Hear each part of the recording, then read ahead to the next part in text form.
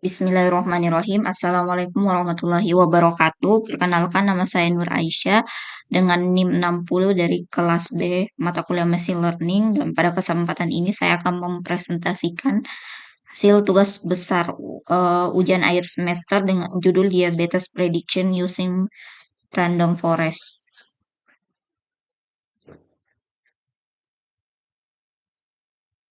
Di sini ada table of contents yang terdiri dari 8 contents, dimulai dari background sampai future work. Yang pertama ada background atau latar belakang. Seperti yang kita tahu bahwa diabetes merupakan salah satu penyakit kronis yang berdampak besar pada kesehatan global. Penyakit ini ditandai dengan kadar gula darah yang menyebabkan gangguan produksi ataupun fungsi insulin. Jika tidak ditangani dengan baik, maka diabetes ini dapat menyebabkan berbagai penyakit komplikasi serius seperti penyakit jantung, kerusakan ginjal, dan gangguan penglihatan. Oleh karena itu, deteksi dini dan klasifikasi diabetes di sini bisa menjadi langkah untuk membantu proses diagnosis dan penanganan yang tepat bagi pasien. Selanjutnya ada perkembangan informasi dan ilmu pengetahuan di bidang ilmu data yang memungkinkan penggunaan algoritma seperti machine learning, terkhususnya di sini random forest, untuk menganalisis uh, data di bidang medis, salah satunya dalam mendeteksi diabetes. Nah, di sini ada keunggulan random forest karena yaitu dapat mengklasifikasi potensi diabetes berdasarkan berbagai faktor seperti glukosa, tekanan darah, usia, dan juga indeks tubuh. Selanjutnya ada purpose atau tujuan, yang mana tujuan di sini untuk mengembangkan sistem prediksi diabetes berbasis algoritma random forest yang mampu mengklasifikasikan status kesehatan pengguna. Ada 3 parameter, ya, pertama normal, prediabetes, dan diabetes, dan juga mengevaluasi model dengan metrik seperti akurasi, presisi, recall, dan F1 untuk mendukung deteksi dini penyakit diabetes. Selanjutnya ada dataset. Di sini saya menggunakan dataset dari sebuah website dengan nama Fontis.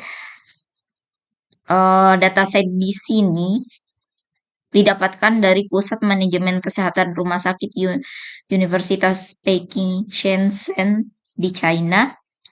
Jumlah dataset di sini ada 5.310 subjek dengan 22 variabel. Nah, di sini datasetnya saya bagi menjadi data training sebanyak 80% dan juga data testing sebanyak 20%. Nah, selanjutnya ada metode. Seperti yang saya katakan tadi bahwa rasio data training dan data testing itu 80/20. Dan juga di sini menggunakan teknik validasi whole out validation karena jumlah dataset yang saya gunakan tergolong dataset yang besar, dan juga saya membutuhkan efisiensi waktu karena dibanding dengan key-value cross validation, whole out ini lebih cepat karena modelnya hanya dilatih sekali. Selanjutnya ada langkah-langkah evaluasi, ada 3 langkah. Yang pertama, train random forest model. Yang kedua, test on whole data, dan yang terakhir yaitu metrik evaluasi yang terbagi menjadi akurasi, presisi, recall, F1, dan juga ROC, AUC. Selanjutnya ada testing, dimulai dari mengimpor library yang digunakan. Di sini saya menggunakan Google Colab,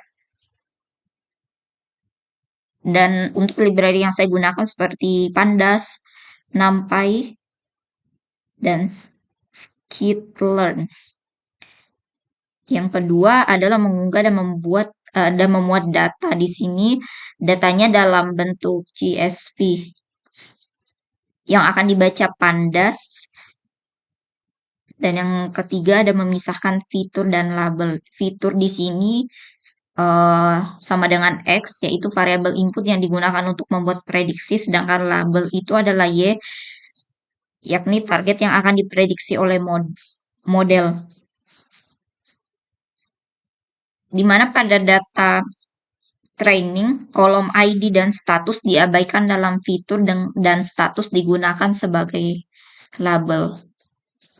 Yang keempat adalah melatih model random forest.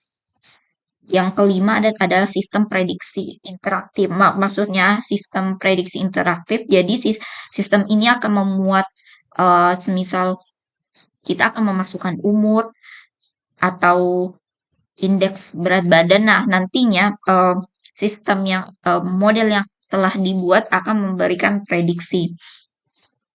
Selanjutnya ada evaluasi model dengan data testing. Nah, di sini akan muncul akurasi, presisi, recall, F1 score, dan ROC. Yang ketujuh ada analisis hasil dan yang terakhir adalah penyelesaian program. Di sini bisa dilihat ada prediction result atau prediksi yang tadi yang saya katakan sistem prediksi interaktif. Jadi di sini sistemnya akan memberikan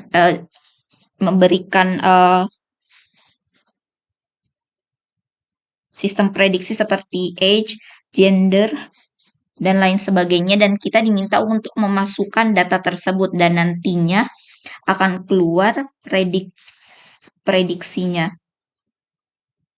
Selanjutnya ada model evaluasi result, bisa dilihat di sini.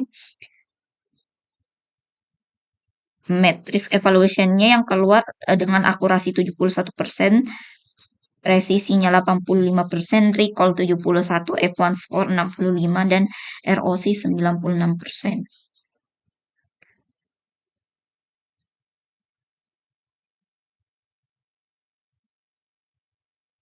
Selanjutnya ada metric evaluation. Metric evaluasi random forest pada data texting seperti pada slide tadi memperlihatkan bahwa akurasi model itu 71 yang menunjukkan bahwa model dapat memprediksi dengan benar sebanyak 71% dari total data uji. Sedangkan precision modelnya itu 85 yang mana menunjukkan bahwa model untuk kelas tertentu cukup tepat. Sedangkan recall sebesar 71% mencerminkan kemampuan model dalam mendeteksi kasus yang sebenarnya. Sedangkan F1 score yang bernilai 65 menunjukkan keseimbangan antara precision dan recall meskipun performa yang ditingkatkan. Namun analisis mendalam mengenai classification report menggunakan performa yang berbeda. Untuk tiap kelas, model memiliki performa sempurna pada kelas normal dengan presisi recall dan F1 masing-masing adalah 1. Namun pada kelas prediabetes recall-nya sempurna tetapi prediksinya hanya 54% yang menunjukkan bahwa adanya prediksi salah dari kelas lain. Sedangkan diabetes merupakan performa terburuk dengan recall hanya 14% yang menunjukkan bahwa model gagal mendeteksi sebagian besar kasus diabetes. Hal ini mencerminkan confusion matrix hanya berhasil menangani 4 dari 44 kasus diabetes yang terklasifikasi dengan benar.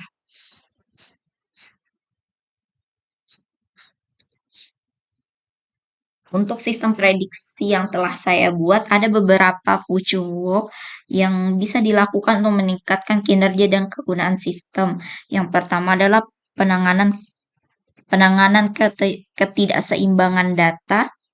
yakni dengan mengatasi ketidakseimbangan data dengan teknik seperti oversampling atau undersampling sehingga data minoritas seperti diabetes dapat terdeteksi dengan lebih baik oleh model. Yang kedua, menggunakan algoritma tambahan seperti gradient boosting, SG boosting, atau neural network untuk membandingkan performa dengan random forest dan memilih algoritma terbaik untuk klasifikasi penyakit diabetes. Dan yang ketiga adalah optimasi hyperparameter, yakni menggunakan teknik seperti grid search atau random search untuk mencari kombinasi hyperparameter yang optimal agar model lebih akurat dan andal. Sekian, terima kasih. Wassalamualaikum warahmatullahi wabarakatuh.